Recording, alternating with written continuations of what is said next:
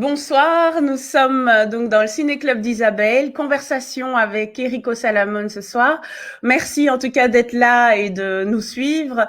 Pour vous répéter en quelques mots l'idée du projet, donc le Ciné-Club, c'est un concept que j'ai imaginé pour aller ensemble au cinéma. Étant donné que les cinémas sont fermés pour le moment dû au confinement, je me suis dit que ce serait intéressant de profiter de cette période un peu plus calme pour interviewer des comédiens que j'aime bien. Comme j'ai dit, il y a énormément de comédiens talentueux en Belgique, mais malheureusement, on les connaît mal ou peu, ou en tout cas, ils méritent d'être mieux connus. Et donc, aujourd'hui, j'avais envie de converser avec Enrico Salamone, que je connais depuis longtemps, qui est comédien bruxellois. Bonsoir, Enrico. Bonsoir, bonsoir Isabelle. Merci d'avoir accepté mon invitation. Comment Oui, avec vas-tu? plaisir. Ça va très bien et toi? Oui, très bien. Merci beaucoup. Je suis très contente de te recevoir en tout cas et de pouvoir converser avec toi pendant une demi-heure, de faire connaître un petit peu ton parcours aux personnes qui nous suivent. Donc, pour commencer, je voulais savoir un peu comment tu te sens et comment tu vis la période actuelle. Pourquoi? Qu'est-ce qui se passe? Il y a quelque chose de particulier qui se passe depuis. Ça fait un bail. Ça fait 9 mois. Quand on compte, ça fait mars, avril, mai, juin, juillet, août, septembre, octobre, novembre. C'est une gestation, c'est 9 mois, c'est très long. C'est très long, mais je pense qu'on arrive un peu au bout de la chose. Je pense qu'à un moment, il faudra accoucher. Au début, c'était sympa. Au début, voilà, on avait du temps pour soi, mais là, ça commence à devenir un petit peu long, je pense. Et qu'est-ce que tu as pu faire pendant cette période de confinement? Est-ce que tu as pu la mettre à profit pour te remettre dans des choses que tu avais mises de côté ou pour tout simplement te reposer? Me reposer, non, c'est pas du genre à me reposer, mais c'est vrai qu'au début, je pensais on s'est dit, on a du temps pour soi. Donc, qu'est-ce qu'on va faire? On va terminer les bouquins qu'on a entamés, on a des projets, on va prendre du temps pour soi, on va faire du yoga, on va faire de la méditation, on va faire sa comptabilité, on va faire ceci, cela. Et puis au final, ben non, je pense, enfin moi personnellement, j'ai pas pris beaucoup de temps pour moi, j'ai pris du temps pour les autres aussi. Je me suis senti fort concerné par ce que les autres pouvaient traverser, notamment ma famille, mes amis, mes enfants, mon entourage. Et donc, c'était important pour toi de montrer à ton entourage que tu étais là pour eux. Euh, oui, dans un premier temps, tu sais ce que j'ai fait? Je me suis inscrit sur un site de bénévoles pour aider les personnes âgées. Au tout début, c'était fin mars, début avril, pour faire les courses pour les personnes âgées. Et puis il y a eu Pâques. Je distribue du chocolat dans le quartier. Et puis, il y a distribution des masques. Donc, ouais, j'ai fait un peu de bénévolat. Et puis, bon, bah, j'ai pris du temps pour moi aussi. Oui, c'est très bien. En tout cas, on a pu te voir dans énormément de films, de pièces de théâtre. Tu fais aussi des pubs, des voix, etc. Tu étais aussi dans des web-séries. Mais j'avais envie de d'abord expliquer comment est-ce qu'on se connaît. Donc nous, ça fait très longtemps qu'on se connaît. Donc c'était à l'époque, j'étais allée voir la pièce Gosse de merde 2 parce que un garçon qui était à l'IEX, Patrick Zwartenbroeks, avait sa sœur Catherine qui était dans la pièce. Et donc, c'est là que je t'ai vu la première fois. Donc, ça remonte, c'était en 95 ou quelque chose comme ça, 96. Tu veux dire au siècle dernier. Voilà, exactement. Et Donc, alors, il y a 30 ans. ah oui, Oui, en 95. oui, il y a 30 ans. Ah, et Gosse de Bon, merde, c'était il y a 30 ans. oui. C'était un beau projet. Mais oui, Avec, mais tu as fait Gosse de merde 1 et Gosse de merde 2. Moi, j'ai vu le 2. tu as Donc, vu le 2 voilà. Oui. avec Manu Toro. Exactement. Donc justement par rapport à Manu, donc c'est après que je t'ai vu donc à la télé, tu étais dans une émission avec Manu où tu faisais Yves Les Arches, c'est ça qui Oui, s'occupait des ça archives, s'appelait Les etc. Archives. Ouais. Oui, c'est ça, exactement. Et puis alors bien après, encore une fois, je t'ai vu dans Les Enfants de la Balle au théâtre de la Toison d'Or. Exact. Et ensuite, mais étant donné que j'ai fréquenté Manu Toro pendant quelques temps, on a été amené à se revoir à ce moment-là. Et puis des années encore bien plus tard, je t'ai vu dans le village oublié d'au-delà des montagnes qui était présenté au Théâtre Varia, où Ouais, je travaillais à l'époque. Donc voilà, ça remonte, hein, tout ça. Ah bah oui, ça remonte. Et pour moi, c'est un de mes plus beaux projets au théâtre. C'était une pièce de Philippe Blasban. Je crois qu'il y avait 400 pages de brochures, de textes. On était 5 comédiens, on avait une dizaine de rôles chacun. Et quand on a fait le premier filage au Varia devant Michel Dezoteux à l'époque, le filage a duré un peu plus de 4 heures.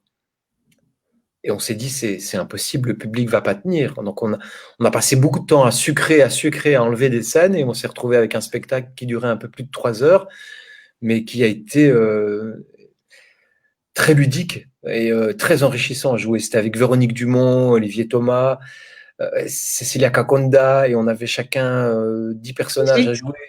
C'était magnifique. Bon, c'est un des plus beaux souvenirs sur scène. C'était une performance physique parce qu'on était plus en coulisses à changer de personnage et à changer de costume, et puis arriver sur scène et donner le texte.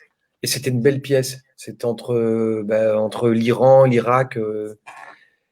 Avec la musique de Tomasenko, d'Olivier Thomas. La musique de Tomasenko, et puis il y a eu les événements du 11 septembre à ce moment-là. Donc on était un peu dans pas qu'on anticipait, mais on était dans quelque chose où on touchait aussi à ce qui se passait à ce moment-là. Oui, c'est vrai, j'avais oublié cet aspect-là. Donc pour te dire, en fait, moi, c'est une des plus belles pièces de théâtre que j'ai vues de ma vie. Et à l'époque, je disais que c'était pour moi aussi beau que quand j'ai vu L'Homme qui de Peter Brook, qui pour moi aussi est ma pièce de théâtre préférée. Oui. Donc pour moi, Le Village oublié, c'est vraiment une pièce que justement je n'oublierai pas parce que vraiment elle m'a beaucoup marqué. Il y a une anecdote qui m'a fait rire pour montrer à quel point vous aviez vraiment une grande complicité entre les comédiens. C'est qu'à un moment donné, Cecilia Kakonda a eu un trou et tu lui as dit un mot et elle a embrayé directement. Et ça, j'avais trouvé ça impressionnant et ça m'avait vraiment... ouais.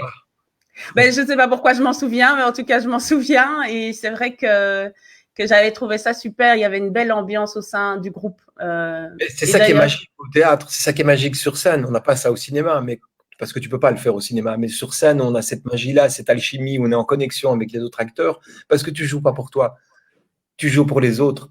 On est comme des enfants finalement sur scène, et c'est ça qui est génial parce qu'on est connecté. Et avec ce texte-là, on savait ce que l'autre avait à dire et puis on savait vers où on allait. Et c'est vrai que c'était hyper ludique. C'était agréable à jouer et physiquement, c'était waouh. C'était chaque soir, moi j'étais vidé parce que physiquement tu donnais tout, et puis c'est quand même une belle histoire qu'on racontait. Et, ouais. Oui, je me souviens que je suis allée voir aussi les Jumeaux Vénitiens. Je ne sais plus où c'était. C'était peut-être au Martyr, c'est possible. Au public, oui. Et je me souviens qu'à un moment donné, en rigolant, tu parles d'un cheval et tu lui donnes un nom et tu lui as donné mon nom de famille, en fait. Et donc, voilà, c'était oui, exactement. Et donc, parce que tu savais que j'étais là ce soir-là, donc voilà. Et que moi, évidemment, et que moi qui pouvais rire à ce moment-là. Mais ça aussi, je m'en souviens. Donc voilà, ça fait partie des anecdotes que j'ai à propos de toi.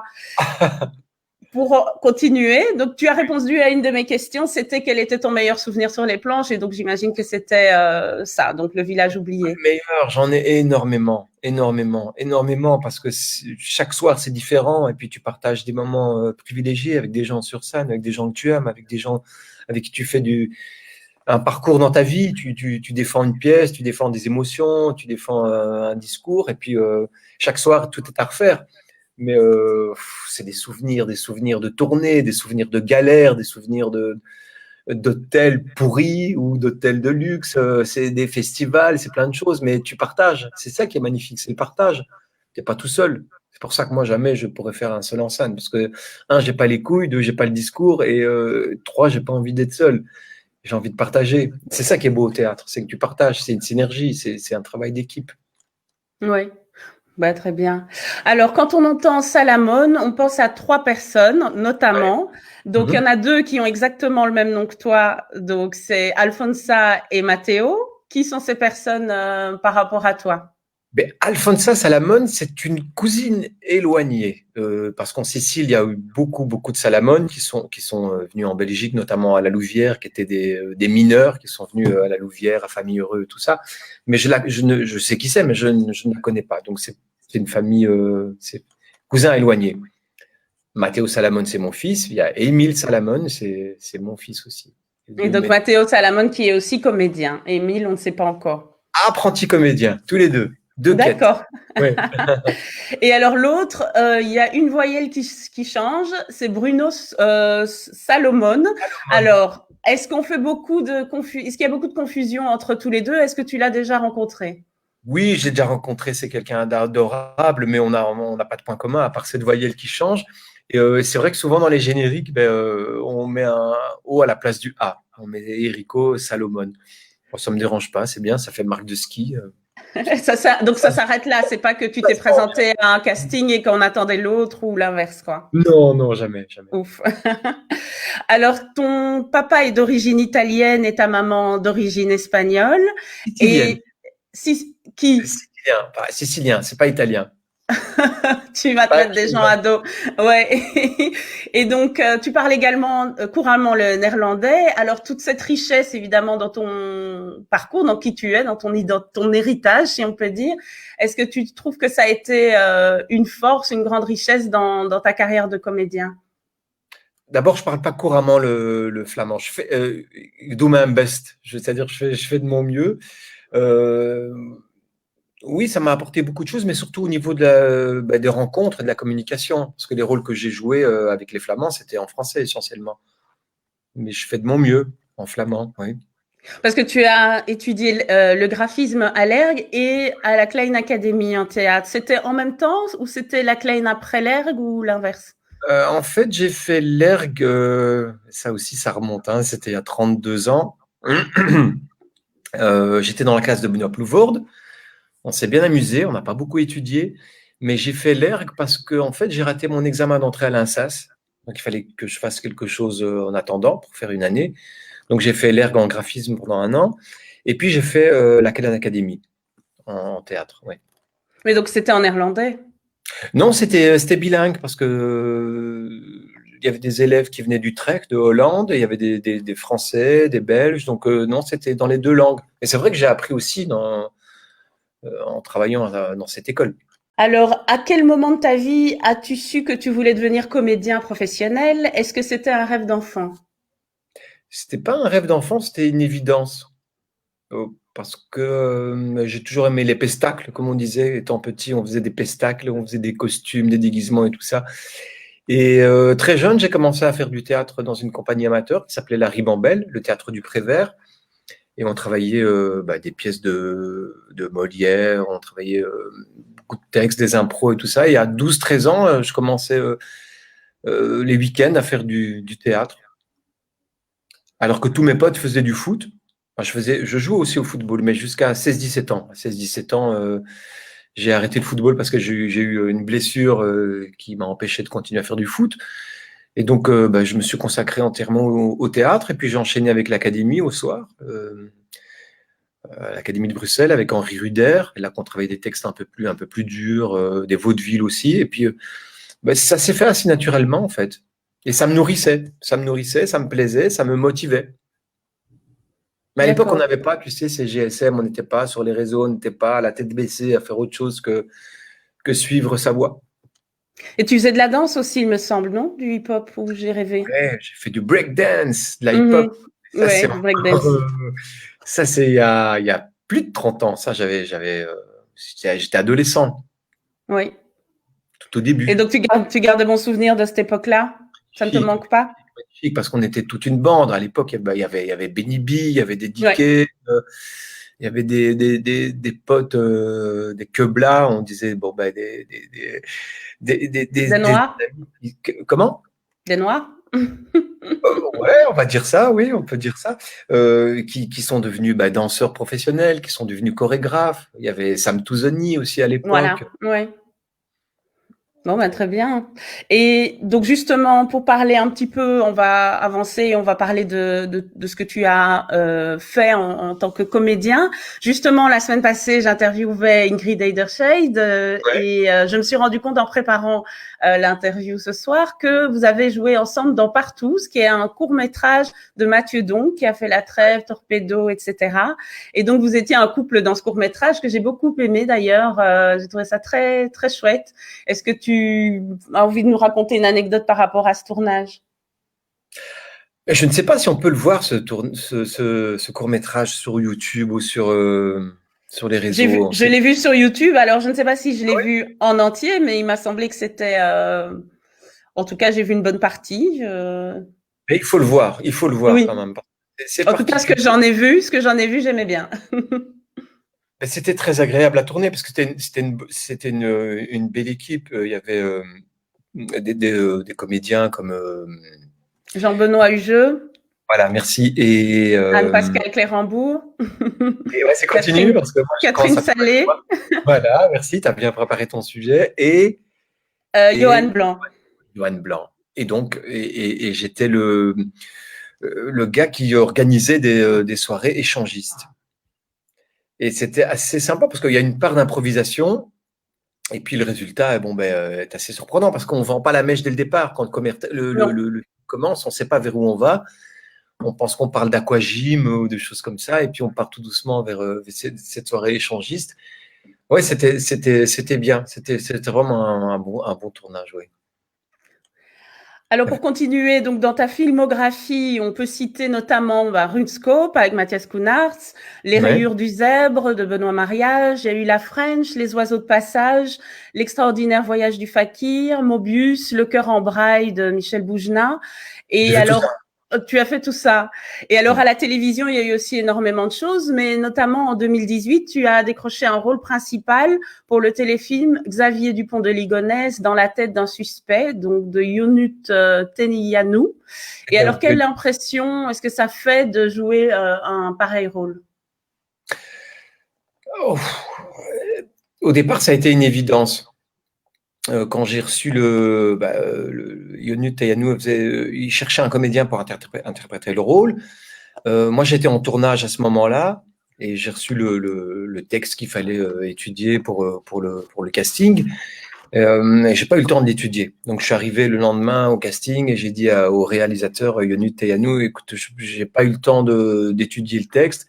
Mais en revanche, j'ai pris du temps pendant mon tournage d'aller sur YouTube, de regarder, de me documenter sur ce personnage-là, sur cette affaire-là, qui est quand même c'est énorme. C'est le mec qui tue sa femme. Je suis allée voir sur Google avant de faire le live et ça m'a un peu Voilà, déprimée c'est de quand même, lire. Ouais. très, très, très, très dur. Mais moi, je suis passionné par la criminologie, par les émissions comme Faites entrer l'accusé, et tout ça. Et donc, je me suis documenté. J'ai visionné quelques films sur YouTube et puis je suis arrivé au casting, je m'étais préparé, tu vois, j'avais mis les lunettes, j'avais mis un petit Lacoste, j'avais mis le pull sur les épaules, je me suis rapproché du personnage. Et puis, ça a été une très, très belle rencontre humainement avec le réalisateur Younut Teniyanou. Et il a commencé à me parler. Il m'a parlé de son projet pendant plus d'une heure. C'est la première fois où j'arrive à un casting où le réal, il me parle pendant une heure. Généralement, tu arrives, le réal, il n'est pas là, on te filme, on te dit, vas-y, présente-toi, fais ton texte, et puis on t'appellera. Et là, ça a duré une heure. Il m'a parlé de son projet. Il m'a ouvert son carnet, parce que c'était un journaliste d'investigation au départ. Il avait travaillé sur Faites entrer l'accusé. Il en a fait pendant quelques années. Donc, il était hyper documenté. Il avait accès au dossier, à l'autopsie, au dernier mail, aux témoignages et tout ça. Donc, il m'a ouvert ça. Il m'en a parlé. Et puis on a tourné cette scène qui est un face caméra, qui est une sorte c'est Xavier Dupont de Ligonnès qui se confie à la caméra par rapport à tout ce qu'il a fait. Et puis j'ai eu le scénario, et puis c'était une évidence. Quand je suis parti de là, et c'est une des premières fois où en sortant d'un casting, tu te dis ok, c'est pour moi, ça colle. Et ce qui était génial pendant le tournage, c'est qu'il était très permissif en fait, parce que c'est un docu-fiction, mais on s'est plus approprié l'interprétation des séquences, tu vois, ou des scènes, parce qu'on raconte quand même des choses qui se sont passées et qui sont dures, mais il m'a laissé interpréter les choses. Et quand on a présenté ça à M6, parce que c'était produit par M6, ça a fait un carton quand c'est passé à la télévision, mais on a eu une avant-première à M6 avec beaucoup de journalistes qui sont venus à l'avant-première et qui me posaient toutes ces questions. Comment vous avez fait pour incarner ce personnage? Et le mot incarner m'a fait peur. Je leur ai dit, mais en fait, je ne l'ai pas incarné, je l'ai interprété. Donc c'est ça qui m'a permis d'avoir cette distance avec ce monstre. Ce mec était un monstre quand même, c'était un grand psychopathe. Et il y avait deux rôles à jouer. le rôle du père, qui est là avec le père de bonne famille, avec ses enfants et tout ça, et puis le mec qui pète un plomb et qui tue sa femme et ses enfants. Mais j'ai pris énormément de plaisir à le jouer. C'était très ludique, en fait. Oui, je pense que pour un acteur, c'est toujours intéressant de jouer des méchants ou de jouer des personnages avec des personnalités Exactement, complexes. parce que tu dois les défendre. Oui, donc tu dois aller chercher aussi au fond de toi des choses qui sont pas forcément reluisantes ou qui sont inavouables, j'imagine, ou te connecter. Enfin, je sais pas, c'est si c'est comme ça que tu Non, procèdes. c'est pas si compliqué que ça. C'est pas si compliqué que ça. C'est même beaucoup plus simple. Ah oui. Beaucoup plus simple, en fait. Ça reste en surface, ça reste extérieur, parce qu'il faut prendre une distance, justement, par rapport à ces interprétations-là. Oui, donc dès qu'on dit couper, tu recommences à faire le clown, quoi, en fait. Un peu. Ah oui, il faut avoir du recul. Il faut avoir du Ouais. recul. C'était psychologiquement, physiquement, c'était épuisant, parce que j'avais des longues journées. Mais c'était un plaisir à jouer ça. Super. Donc justement, en termes de... Donc là, on parlait d'un téléfilm, mais tu as joué aussi dans pas mal de séries, des séries plutôt comédies comme Baraki qui va sortir. Il y a eu Champion, il y a eu Vestiaire, il y a eu le Melting Pot Café, mais Mhm. aussi justement, toi qui aimes la criminologie, ben, il y a eu Unité 42, section de Ouais. recherche, de Mhm. Reader. Alors, il y a eu De Smack, Van de Keyser, qui n'est pas une série policière, non, c'est par rapport à une famille Elle qui est dans le domaine du genièvre, c'est bien ça? Oui, là, pendant la Deuxième Guerre mondiale. L'empereur du Voilà, goût.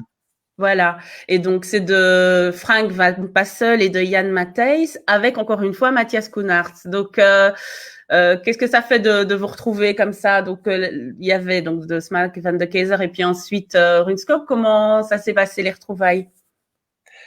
Mais d'abord, c'était une rencontre. J'adore les acteurs flamands. C'est quelque chose.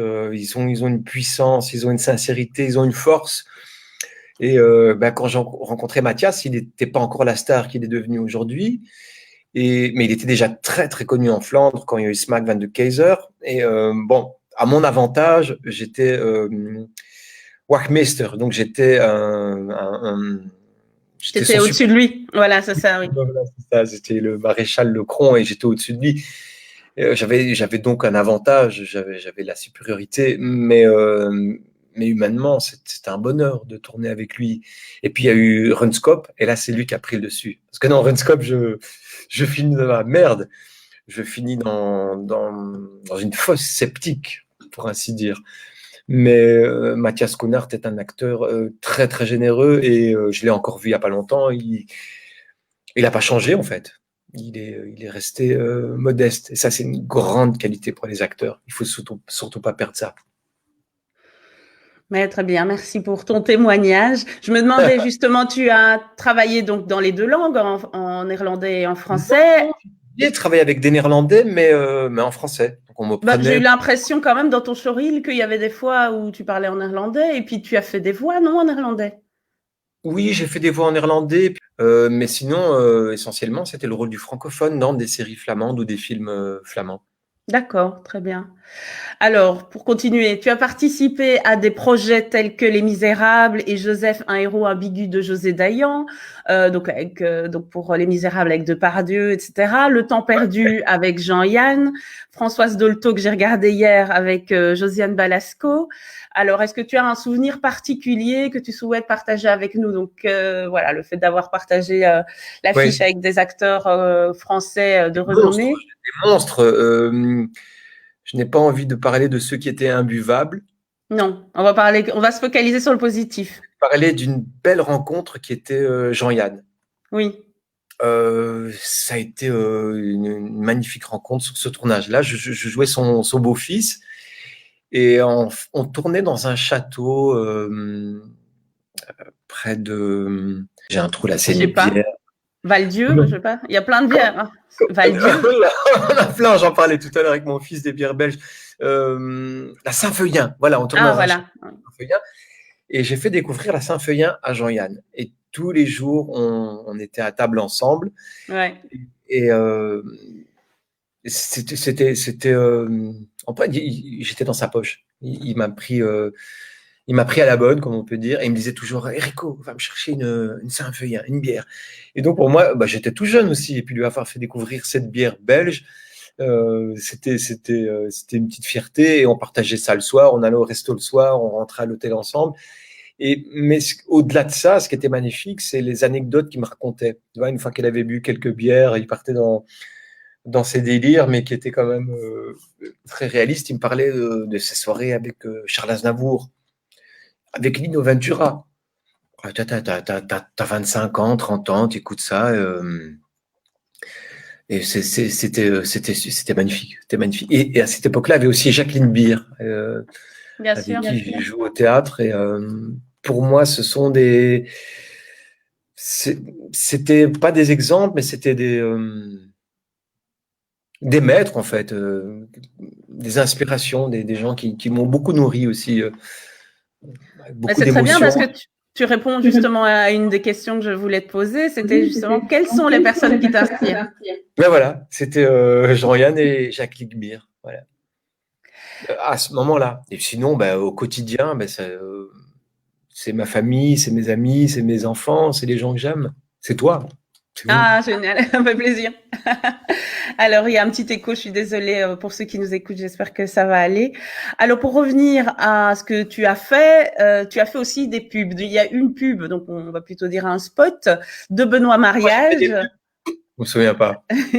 La Ça pub devait pour être Wallonie-Bruxelles. La pub pour Wallonie-Bruxelles avec Gaëlle Maleux qui a eu vraiment beaucoup de succès parce qu'elle a beaucoup oui. plu. Elle est très drôle et on joue sur les particularités des différentes communautés. Et comment est-ce que tu as ressenti le fait qu'elle ait autant d'impact sur les gens?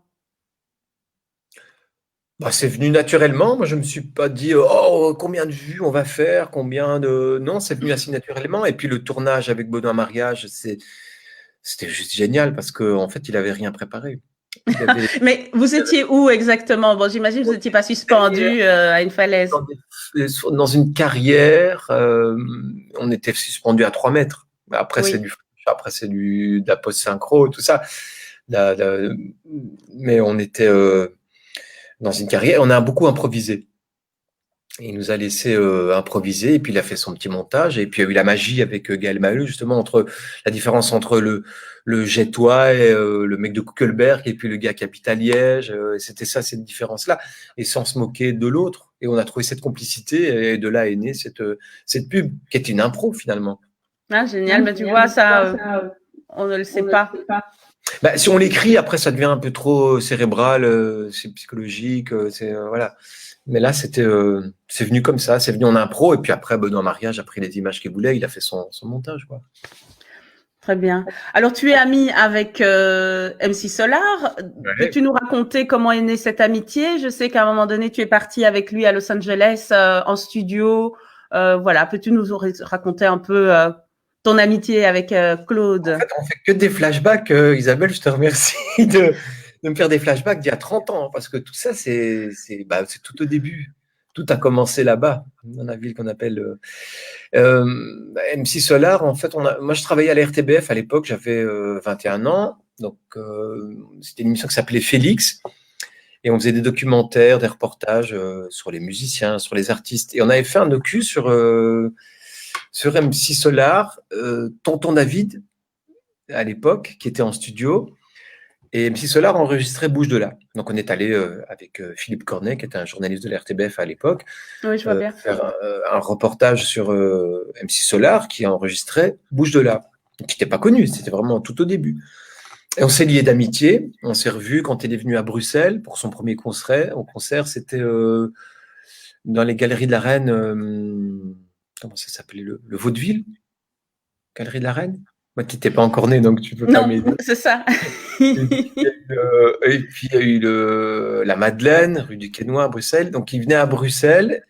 Et donc, on se voyait à Bruxelles quand il venait à Bruxelles pour son premier concert. Et en fait, la première télé en Belgique, c'était dans mon émission. Donc, on a gardé ce contact-là. Et puis, quand j'allais à Paris, j'allais chez lui, on se voyait. Et voilà, on est resté très fidèles, très amis, et avec les années, on a continué à se voir, on a voyagé beaucoup ensemble. Je l'ai beaucoup suivi parce que je suis fan de ce qu'il fait. Et donc, quand on était à Los Angeles, j'avais fait un petit documentaire à l'époque qui est passé à la RTBF, mais je n'ai plus malheureusement les images. Et je l'avais suivi. Il est allé faire un mastering de son album Nouveau Western. Et voilà, je l'ai suivi à Los Angeles pendant 10 jours. Et là aussi, c'est aussi une fameuse époque parce qu'on a rencontré Janet Jackson, Sigourney Weaver, plein de gens de Los Angeles. Mais c'est un autre monde, carrément, pour pas dire une autre planète. Mais Ouais. ce qui est bien chez Claude, c'est qu'en fait, il a aussi ce recul, c'est il reste lui-même. Il a cette force qui est la modestie qu'il a depuis le début. Et ça, je trouve ça vraiment super. Il n'a jamais eu la grosse tête. Ah bah c'est bien. Bah moi je me souviens très bien de la première fois que j'ai vu MC Solar à la télé, c'était chez De Chavannes, c'était à Ouais. l'époque Ciel Montmardi Tellement mardi. et ils avaient fait une émission spéciale rap et je me souviens qu'MC Solar était venu chanter Bouge de là et j'avais vraiment bien accroché La dès le fleur. début, mais était tout timide et je me souviens NTM était dans le public. Donc ils n'étaient même pas invités, ils étaient encore dans le public à ce moment-là. Et bon, à un moment donné, on leur a passé le micro, ils se sont exprimés. Et donc voilà, donc je me souviens très bien d'être devant mon poste à ce moment-là quand je l'ai vu. Donc c'est super que tu l'aies reçu toi dans ton émission pour la première fois en Ouais, en Belgique. Belgique, ouais, c'était sa première télé en Belgique, ouais. Alors pour continuer avec ce que tu as fait justement pour revenir un peu moins loin dans le passé, tu as des projets là pour bientôt. Tu m'as dit qu'il y avait L'Enfant caché de Nicolas Steil et Renaissance de Frank Van Passel. Encore une fois, celui qui a fait Mike Van de Smack Van Keizer. de Keizer. Voilà. Oui, L'Enfant caché, je viens de terminer le tournage il y a quelques jours. C'est histoire ça se passe dans les années 80, donc c'est beaucoup de flashbacks avec un enfant qui a été caché pendant la guerre. Et je joue un rôle de collabo, donc encore un rôle de fils de pute. C'était aussi, on peut le dire, un rôle pas difficile à jouer, mais à défendre. Et puis, mon projet suivant, c'est Renaissance. ouais, avec Frank Van Passel. Et là, c'est plus des enquêtes policières. Et voilà, je joue aussi finalement, un rôle de traître, un rôle on pense que c'est lui le salaud, un rôle de beau-père. Mais je peux pas en dire plus parce qu'on est en Non, bien tournage sûr. et ce sont des enquêtes policières. En Mais 7 c'est juillet. pour TF1, ça a été tourné une partie en France et puis l'autre partie en Belgique. Et on termine. Et malheureusement, c'est postposé de semaine en semaine avec toutes ces conneries qui se passent avec le truc, comment ça s'appelle encore, conflit, Le confinement. oui, le confinement 19, ouais. Justement, à propos de confinement, tu avais des conseils lecture à nous donner. Tu voulais nous recommander des choses.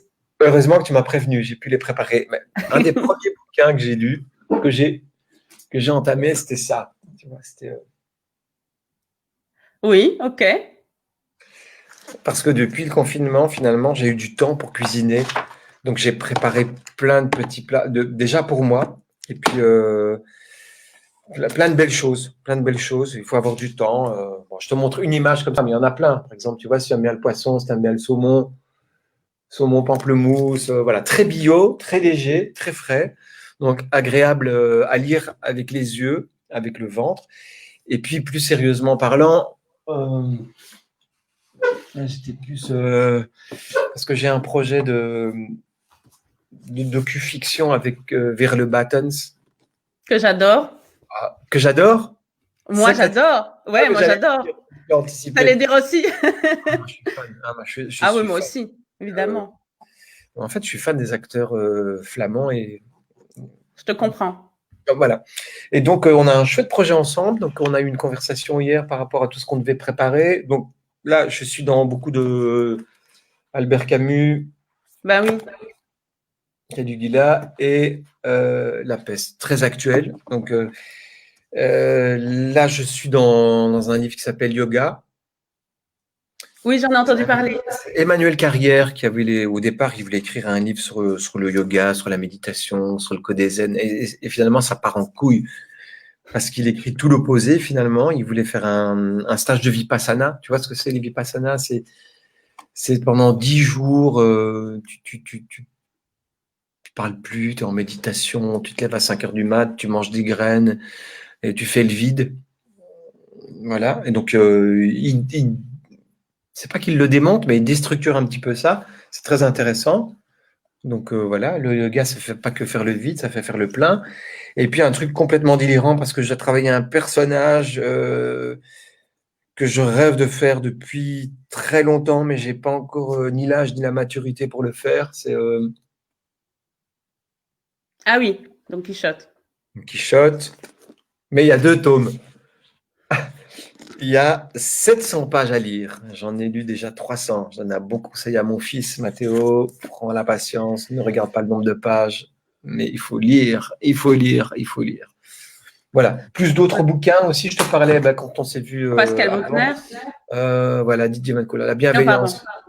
Parce que ça, c'est quelque chose qui me tient fort à cœur, c'est la bienveillance. La bienveillance, c'est pour les autres. C'est pour soi, si on est bien, et c'est surtout pour être bienveillant pour les autres. Voilà, n'a pas absolu. Merci beaucoup, Enrico. Je fais de la pub pour les auteurs. C'est génial. As-tu quelque chose à ajouter?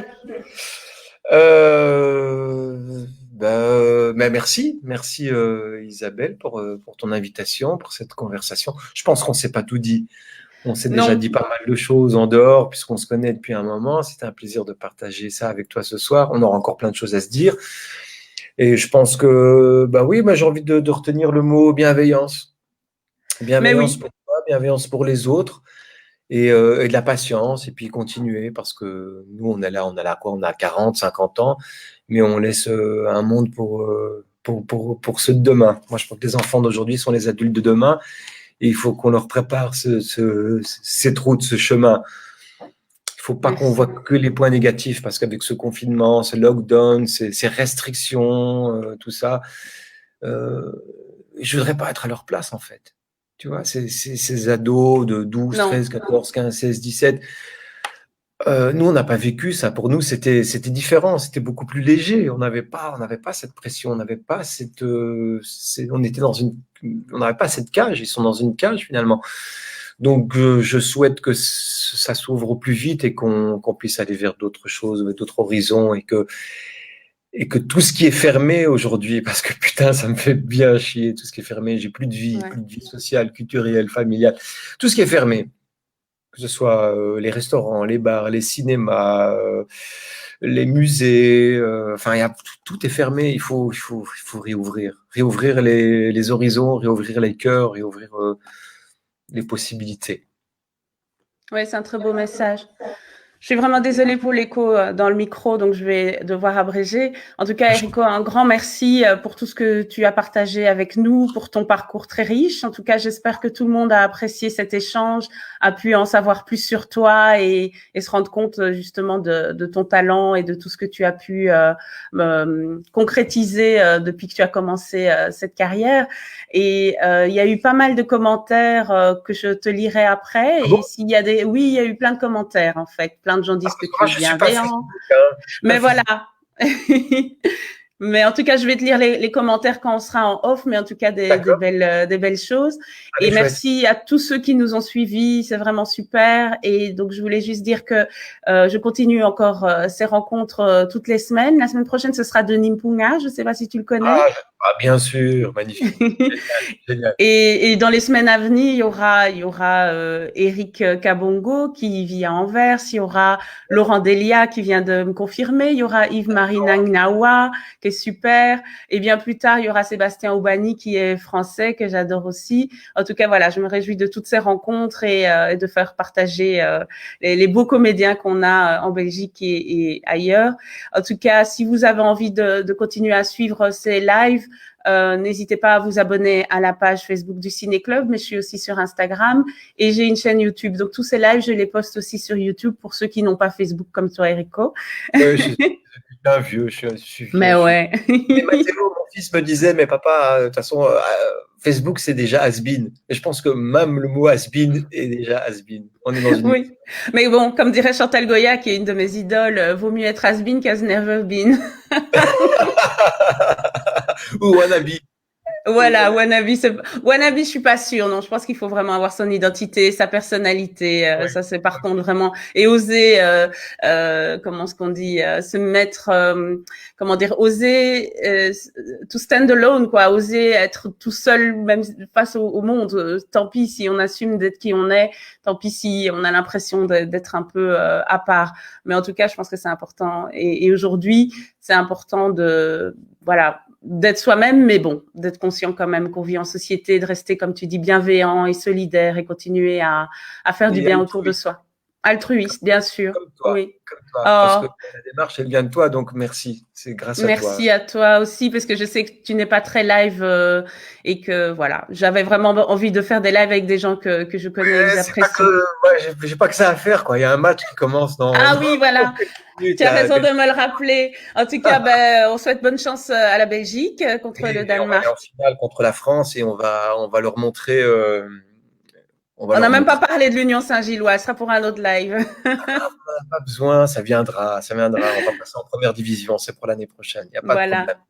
En tout cas, je souhaite une bonne soirée à tout le monde. Encore merci et on va lire les commentaires avec Erico et si on peut vous répondre, on vous répondra. Merci, à bientôt. Au revoir Erico. Bonne soirée. Merci Isabelle. Ciao, ciao. Ciao.